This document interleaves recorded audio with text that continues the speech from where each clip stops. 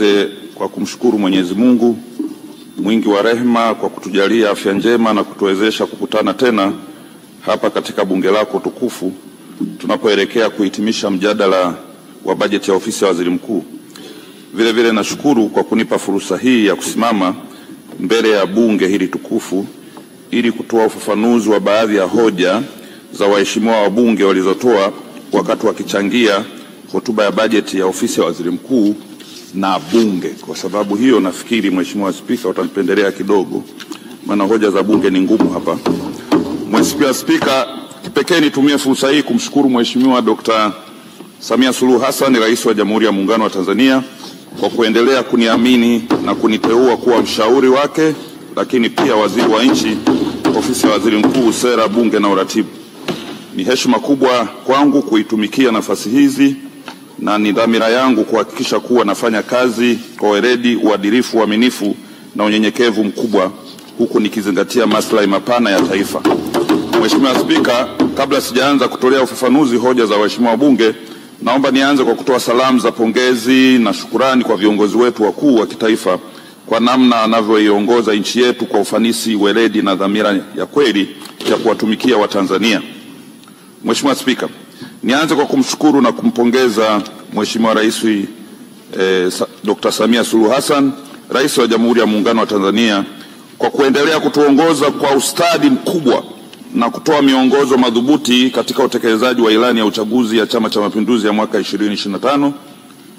Tathmini ya utekelezaji wa ilani katika kipindi cha miaka minne ya uongozi wa serikali ya awamu ya 6 inaonyesha kuwa ilani imetekelezwa kwa zaidi ya 90% katika sekta na nyanja zote za kisiasa, kiuchumi na kijamii. Huu ni ushahidi wa juhudi kubwa zinazofanywa na serikali katika kuwaletea maendeleo wananchi. Mheshimiwa Spika, mafanikio yaliyopatikana chini ya uongozi wake na dhamira yake ya dhati ya kuwatumikia Watanzania ndio chachu iliyokifanya Chama cha Mapinduzi kumteua rais wetu kumpendwa kuwa mgombea wa nafasi ya urais wa Jamhuri ya Muungano wa Tanzania kwa uchaguzi wa mwaka 2025. Tunaendelea kumwombea Mwenyezi Mungu aendelee kumjalia afya njema, hekima na nguvu tunapoelekea kwenye uchaguzi mkuu wa Oktoba 25. Waheshimiwa wabunge na Watanzania wenzangu watakubaliana nami kuwa uongozi wa Dr. Samia Suluhu Hassan umejikita katika mabadiliko chanya, dhamira ya dhati ya maridhiano yakiongozwa na falsafa ya R4 na maendeleo ya kweli kwa kila Mtanzania.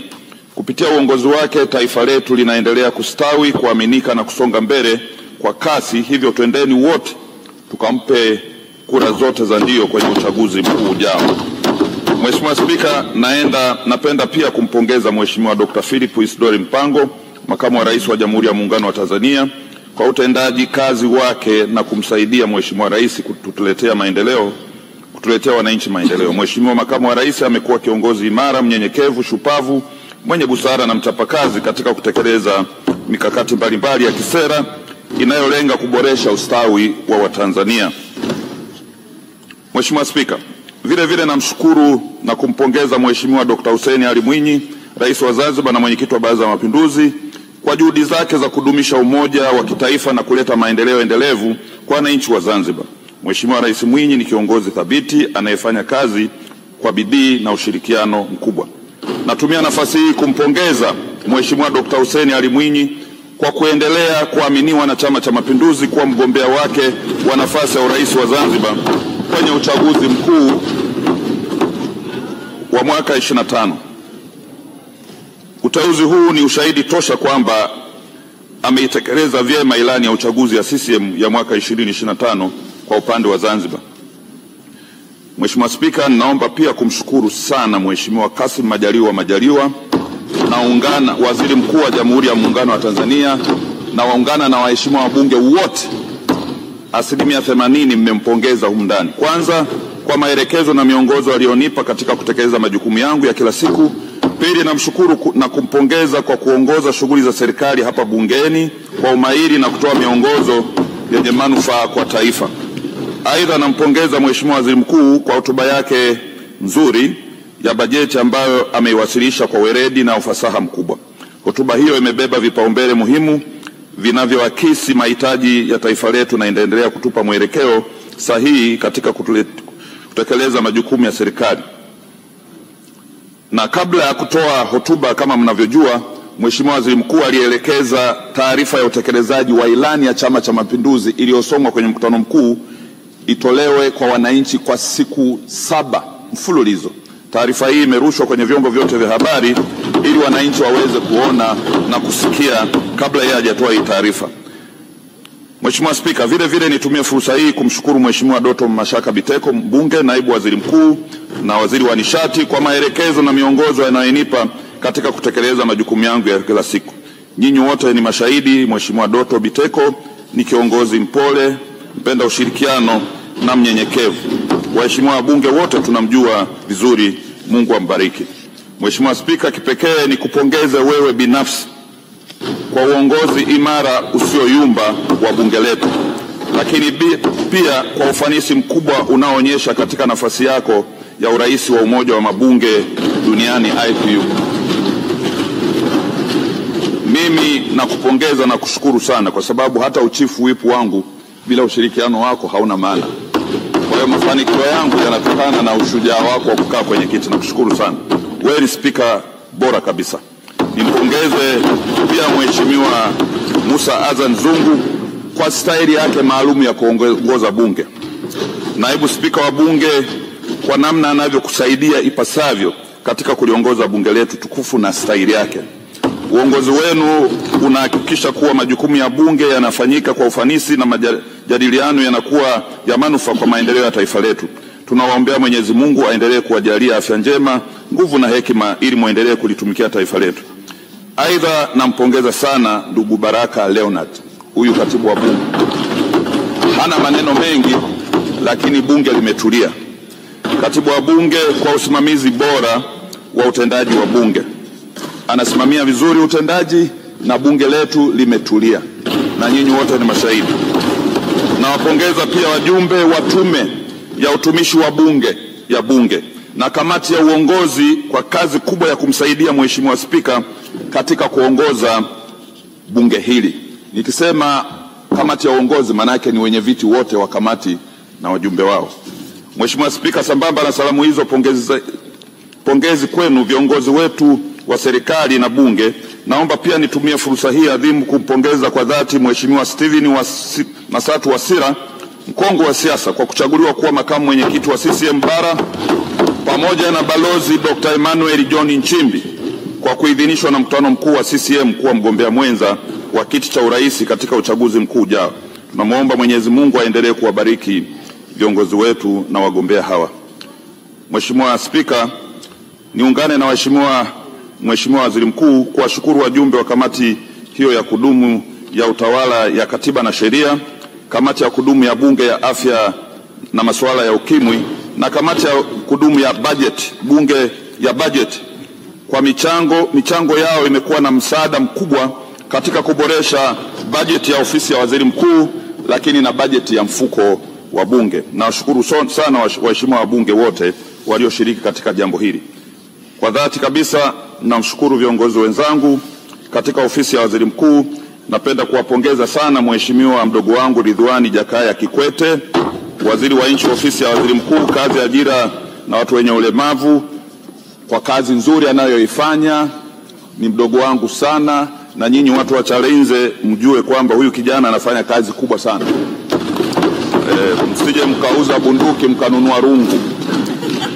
Mheshimiwa Umi Hamisi Nderiananga, naibu waziri wangu katika ofisi yangu ya uratibu, sera na bunge, pamoja na Mheshimiwa Patrobas Paskari Katambi, naibu waziri wa nchi ofisi ya waziri mkuu, kazi, ajira na watu wenye ulemavu, kwa ushirikiano mkubwa wanaonipa katika kutekeleza majukumu yangu.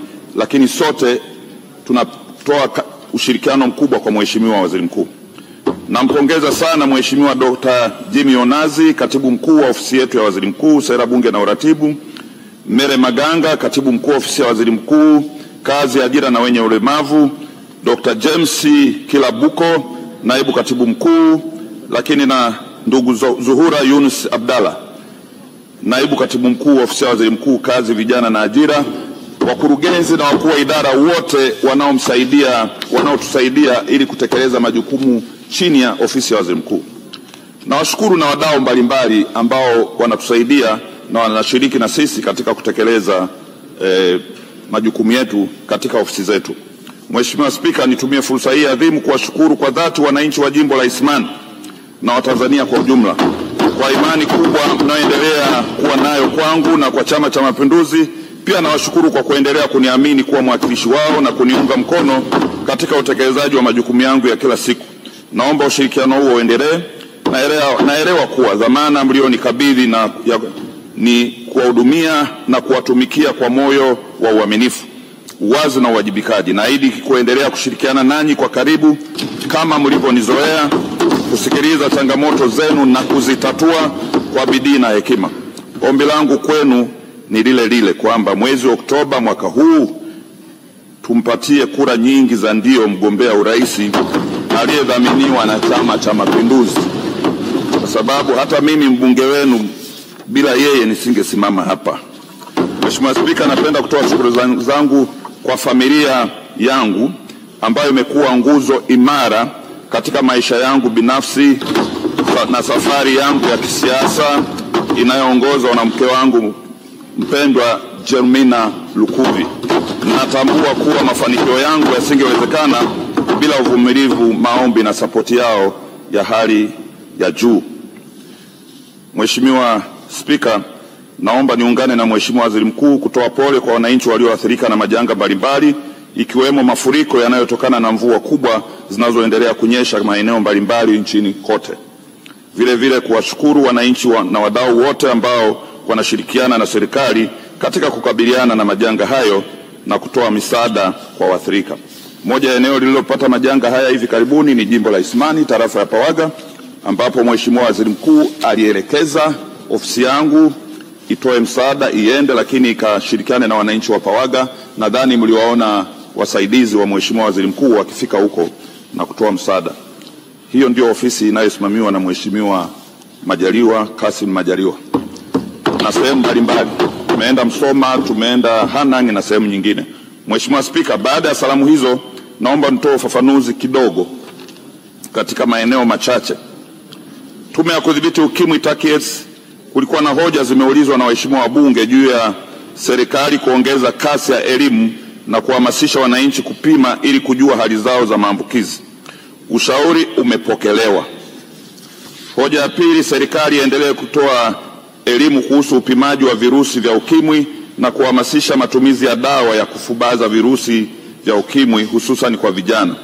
Mheshimiwa Spika, serikali inaendelea kuchukua hatua madhubuti kuelimisha jamii hususan vijana kuhusu VVU na ukimwi pamoja na matumizi ya dawa za kufubaza virusi vya ukimwi. Hizo hatua nadhani wote kwa sasa tunazijua. Mheshimiwa Spika, Mheshimiwa Joseph Mwagama, mwenyekiti kamati, ilitoa hoja serikali ijiwekee malengo ya ukusanyaji maduhuli ambayo yanaakisi uwezo wa ukusanyaji wa hali halisi ya vyanzo vya mapato. Ufafanuzi wa hoja, ofisi ya Waziri Mkuu ilikadiriwa kukusanya mapato ya shilingi bilioni 12 kwa mwaka huu unaoishia mwezi Juni. Makusanyo haya yamezingatia uhalisia na uwezo wa vyanzo vilivyopo ikilinganishwa na makadirio ya shilingi bilioni 19 kwa mwaka 23-24. Mheshimiwa Zakaria na waheshimiwa wabunge wengine wametoa hoja serikali ihakikishe kwamba fedha za miradi namba 4429 programu ya kuendeleza kilimo na uvuvi unatekelezwa kikamilifu ili kuwa na tija kwa taifa. Tumetoa semina kwa kamati, lakini pia tunakubaliana hoja hii tutaendelea kusimamia ili jambo hili liwe na tija. Mheshimiwa Spika, pamoja na hoja hizi zilizotolewa kwa ofisi ya Waziri Mkuu, sisi wote kama bunge tunajua kwamba moja ya kazi kubwa tunayofanya hasa ofisi yangu kumsaidia Mheshimiwa Waziri Mkuu ni uratibu wa shughuli za serikali na bunge. Leo asubuhi, mchana tumeshuhudia waheshimiwa mawaziri wakitoa hoja na kujibu baadhi ya hoja za kisekta. Sisi kazi yetu ni kuratibu. Kwa hiyo nawapongeza sana waheshimiwa mawaziri wenzangu wote kwa michango yao yote walioitoa ambayo imepokelewa vizuri sana na waheshimiwa wabunge na wananchi na Watanzania, michango ambayo imeboresha na kujibu hoja za waheshimiwa wabunge ambao walichukua wanachangia hotuba ya Mheshimiwa Waziri Mkuu. Michango yao ndio michango yetu katika ofisi yetu, kwa sababu sisi kazi yetu hatufanyi, wanafanya wao, lakini sisi tunafanya kazi ya uratibu. Na nataka kuhakikishia mkiona yale mengine hayakujibiwa, watayajibu kwenye hotuba zao, kwa sababu wote mtawasikiliza sasa. Baada ya Waziri Mkuu kutoa mwongozo leo, kila waziri atasimama hapa kueleza sekta yake, na bado watajibu hoja zenu zilizobaki kutokana na hotuba zao. Mheshimiwa Spika, naomba nishukuru sana ushirikiano wa idara mbalimbali, ofisi ya msajili wa vyama vya siasa, mamlaka ya kudhibiti na kupambana na dawa za kulevya, wanafanya kazi kubwa na nyie ni mashahidi, lakini Tume ya Taifa ya Uchaguzi, Bunge, nimeshasema hapa, Bunge likiongozwa na Mheshimiwa Spika, Naibu Spika na wenyeviti wake na wenyeviti wa kamati na sekretarieti yake ikiongozwa na bingwa kabisa katibu wa Bunge ndugu yetu Baraka. Nawapongeza sana kwa sababu mimi ni sehemu yao, mimi ni kamishna, najua wajumbe wa kamisheni tunavyofanya kazi, na washukuru sana. Mimi ni mjumbe wa kamati ya uongozi, najua tunavyowajibika kumsaidia Mheshimiwa Spika, na waomba tu tuendelee kumsaidia Mheshimiwa Spika kama mnavyomjua, ili aweze kutimiza majukumu yake, lakini tumuombee huko Mbeya waendelee kumuelewa. Mheshimiwa Spika, baada ya kusema haya, naomba nihitimishe tu kwa kuwashukuru sana waheshimiwa wabunge wote na kuwatakia kila laheri. Huu ni mwanzo tu wa kusoma bajeti. Hii ni bajeti ya kwanza. Kwa hiyo naomba sana waheshimiwa wabunge muwe wavumilivu. Sasa kazi imeanza. Wizara kwa wizara zitakuja kueleza mafanikio ya Dr. Samia Suluhu Hassan katika miaka minne ya utekelezaji na kutoa taarifa kupitia kwenu kwa wananchi wa Tanzania. Mtatoa nafasi ya kutoa ushauri kwa serikali pamoja na haya ambayo yamesemwa leo na ofisi ya Waziri Mkuu. Huu ni mwanzo tu. Kwa hiyo Mheshimiwa Waziri Mkuu amefungua mlango, sasa kazi ndio inaanza. Tunaanza kusikiliza sasa hoja mbalimbali za wizara, na waheshimiwa wabunge mtapata nafasi ya kusikiliza lakini na kutoa michango yenu kwa niaba ya wananchi. Nimalizie Mheshimiwa Spika kwa kurudia shukurani zangu tena dakika moja malizia Mheshimiwa, kwa Mheshimiwa Rais, kwa Mheshimiwa Waziri Mkuu na viongozi wote wa kitaifa na waheshimiwa wabunge.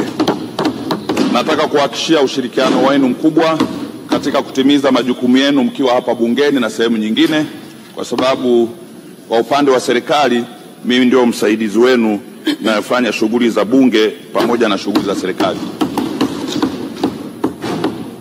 Namshukuru sana Mheshimiwa Waziri Mkuu kwa uvumilivu sana wa kutuvumilia sisi wasaidizi wake. Nawapongeza sana wabunge. Shukurani mlizompa Mheshimiwa Waziri Mkuu ni za kweli. Ni mtu msikivu, yuko hivyo hivyo. Naonaga hapa hata akina Mheshimiwa Mwigulu wanamuudhi hapa nyuma, lakini hakasiriki.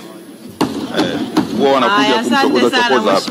Kwa hiyo Mheshimiwa Spika, baada ya maelezo haya mafupi, nakushukuru sana.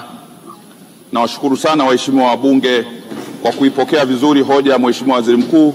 Naomba kutoa hoja na kuunga mkono.